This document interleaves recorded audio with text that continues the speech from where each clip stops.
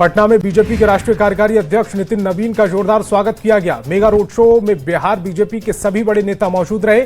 इस दौरान कार्यकर्ताओं ने नितिन नवीन पर बुलडोजर से फूल बरसाकर उनका स्वागत किया।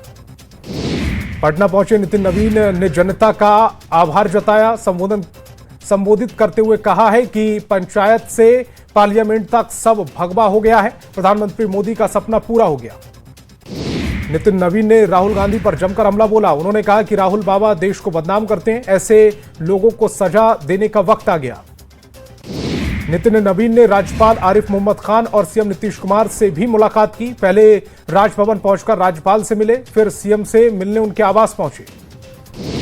झारखंड में एसटी समाज की तुलना में एससी वर्ग के लोगों को लाभ और अधिकारों से वंचित किया जा रहा है। इस मुद्दे को लेकर बीजेपी ऑफिस में पूर्व नेता प्रतिपक्ष अमर बाउरी ने सरकार पर जोरदार हमला बोला। उन्होंने वित्त मंत्री राधाकृष्ण किशोर के पत्र का हवाला दिया, जिसमें एससी समाज की हालत एसटी से भी बदतर बताई गई। उन्होंने एससी समाज को मुफ्त इंजीनियरिंग और मेडिकल की कोचिंग नहीं देने पर सवाल उठाए। अमर बाउरी के बयान पर कांग्रेस प्रवक्ता राकेश सिन्हा ने पलटवार किया। उन्होंने पूछा कि नेता प्रतिपक्ष रहने के दौरान अमर बाउरी को एससी वर्ग का ख्याल क्यों नहीं आया। अगर राज्य में एससी वर्ग की हालत खराब है तो केंद्र से वो संपर्क क्यों नहीं करते। धनबाद में डीएमएफटी यानी डिस्ट्रिक्ट मिनरल फाउंडेशन ट्रस्ट की बैठक में 22 दिसंबर को विवाद के साथ संपन्न हुई। करीब 300 करोड़ की राशि से 500 योजनाओं को पारित किया गया। बैठक के दौरान गिरिडीह सांसद के साथ निरसा विधायक ने डीएमएफटी फंड से लूट का आरोप लगाया। रांची में हुई हेमंत कैबिनेट की बैठक में आज बड़ा फैसला लिया गया। कैबिनेट ने पेसा कानून को पास कर दिया। साथ ही बैठक में 39 प्रस्तावों पर मोहर लगाई गई।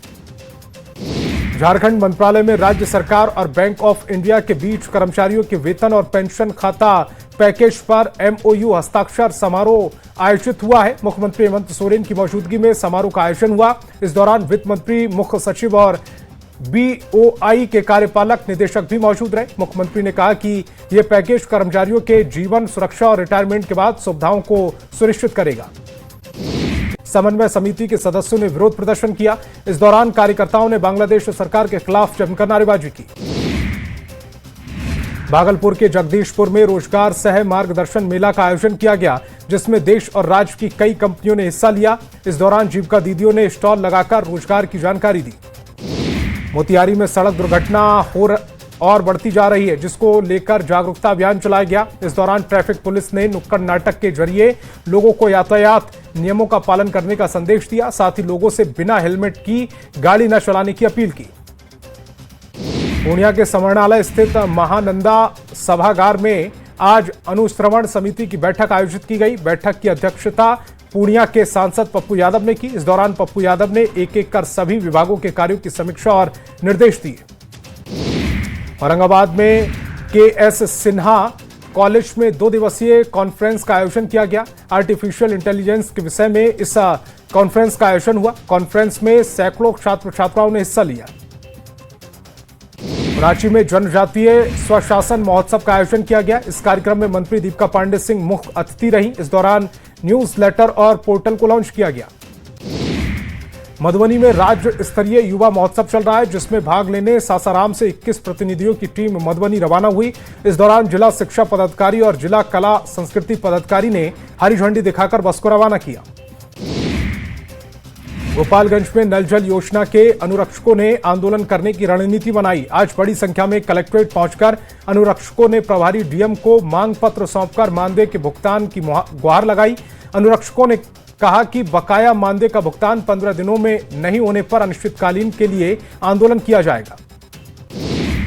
लखीसराय के सूर्यगढ़ा स्थित +2 पब्लिक हाई स्कूल में साइबर सुरक्षा जागरूकता शिविर का आयोजन किया गया। कार्यक्रम में सूर्यगढ़ा थाना अध्यक्ष भगवान राम ने विद्यार्थियों को डिजिटल दुनिया में सुरक्षित रहने के उपाय बताए। राष्ट्रीय महिला आयोग की अध्यक्ष विजया राहटकर का 1 दिवसीय हजारीबाग दौरा संपन्न हुआ। इस दौरान उन्होंने महिला सशक्तिकरण, महिला सुरक्षा, साइबर अपराध और कार्यस्थल पर महिलाओं के अनुकूल वातावरण जैसे महत्वपूर्ण विषयों पर संवाद किया। साथ ही इस दौरान उन्होंने पुलिस अधिकारियों के साथ समीक्षा बैठक की। गुमला में 30 दिसंबर को राष्ट्रपति द्रौपदी मुर्मू का दौरा प्रस्तावित है, जिसे लेकर उपायुक्त सह जिला दंडाधिकारी ने एसपी ने समरणालय में एक महत्वपूर्ण समीक्षा बैठक आयोजित की। बैठक में राष्ट्रपति के दौरे से संबंधित सुरक्षा व्यवस्था, यातायात प्रबंधन जैसे तमाम बिंदुओं पर चर्चा की गई।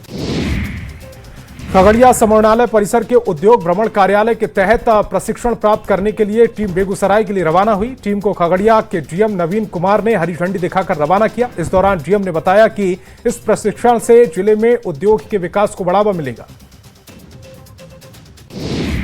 दानापुर के भूतनाथ मंदिर में ईस्टर्न रेलवे पेंशन की ओर से वार्षिक सभा का आयोजन किया गया। इस आयोजन में करीब 200 से ज्यादा लोगों ने हिस्सा लिया। आयोजन के बारे में महासचिव सुरेश विश्वकर्मा ने बताया कि हम पेंशनरों के लिए काम कर रहे हैं और आने वाले समय में हम लोग मांग कर रहे हैं कि पेंशनर को 5% तक वार्षिक ड्यूटी किया जाए।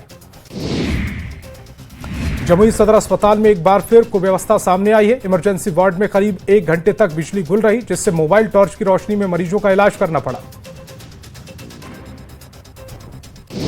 गुरु गोविंद सिंह महाराज के 359वें प्रकाश पर्व को लेकर पटना में धार्मिक उल्लास देखा जा रहा है। 9वें दिन भी तख्त श्री हरमंदिर जी पटना साहिब से प्रभात फेरी निकाली गई। 25 दिसंबर को बड़ी प्रभात फेरी, 26 को गाय घाट के नगर कीर्तन और 27 दिसंबर को विशेष दीवान का आयोजन होगा। अररिया में ठंड और कड़ाके की सर्दी का प्रकोप जारी है। 2 दिनों से बर्फीली हवा ने जनजीवन मुश्किल कर दिया है। अररिया शहर के काली मंदिर चौक पे लोग खुद अलाव जलाकर गर्माहट लेते रहे। नगर परिषद ने कुछ स्थानों पर अलाव की व्यवस्था की है। हजारीबाग के विनोबा भावे विश्वविद्यालय में 10वां दीक्षांत समारोह मनाया गया, जिसमें मुख्य अतिथि के रूप में राज्यपाल संतोष कुमार गंगवार ने छात्रों को उपाधि प्रदान की। दीक्षांत समारोह में डी.लिट, पीएचडी और टॉपरों को कुल 347 उपाधियां दी गई हैं। नव वर्ष के आगमन से पहले ही चाईबासा में पर्यटन स्थल गुलजार होने लगे हैं। जिले के ऐतिहासिक पोड़ा हाट स्थित प्राकृतिक सौंदर्य से भरपूर पंसुआ डैम में पर्यटकों की भीड़ बढ़ने लगी है। लोग पिकनिक मनाने के लिए स्पीड मोटर बोटिंग का आनंद ले रहे हैं। खूबसूरत नजारों के बीच पर्यटक सुकून के पल बिता रहे हैं।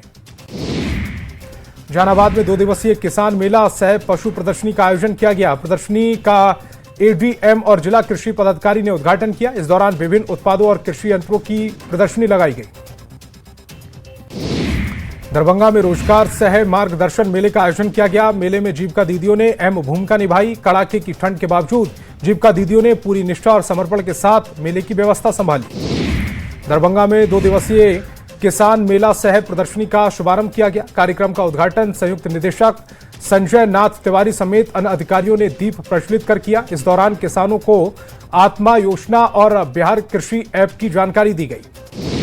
बांका में कड़ाके की ठंड से जीवन पूरी तरह से प्रभावित है। लोगों का घर से बाहर निकलना मुश्किल हो रहा है। ठंडक को देखते हुए जिलाधिकारी ने निर्देश दिया कि जिला मुख्यालय समेत सभी प्रखंडों के चौक चौराहों पर अलाव की व्यवस्था की गई है।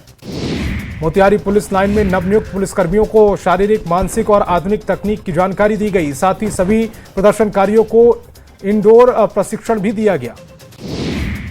धनबाद के विभिन्न क्षेत्रों में बीसीसीएल के खिलाफ जेएमएम ने आक्रोश मार्च निकाला। इस दौरान कार्यकर्ताओं ने हाथ में तख्तियां लेकर बीसीसीएल और केंद्र सरकार के खिलाफ जमकर नारेबाजी की।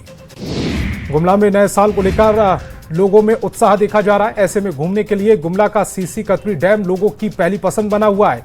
पर्यटकों को डैम के आसपास के खूबसूरत नजारे लुभा रहे हैं। जामताड़ा में 24 दिसंबर को किसान मेला सह उद्यान प्रदर्शनी का आयोजन किया जाएगा। इस मेगा इवेंट में झारखंड विधानसभा अध्यक्ष रविन्द्रनाथ महतो, स्वास्थ्य मंत्री डॉक्टर इरफान अंसारी शामिल होंगे। कार्यक्रम को लेकर जिला कृषि पदाधिकारी ने तैयारियों का निरीक्षण किया। खबर सासाराम में अतिक्रमण के खिलाफ जिला प्रशासन ने सख्त कार्रवाई की। नगर निगम और यातायात पुलिस की संयुक्त टीम ने पोस्ट ऑफिस चौराहा पर बुलडोजर कार्रवाई की। बुलडोजर से फुटपाथ पर लगी सैकड़ों दुकानों को हटाया गया। चाईबासा के जंगल में झुंड से बिछड़ने के बाद नन्हा हाथी गड्ढे में गिरा, जिससे मामूली चोट आई है। नन्हे हाथी को रेस्क्यू कर दलमा लाया गया है, जहां ठंड को देखते हुए उसका विशेष ख्याल रखा जा रहा है। डॉक्टरों की 2 सदस्यीय टीम लगातार हाथी की मॉनिटरिंग कर रही है।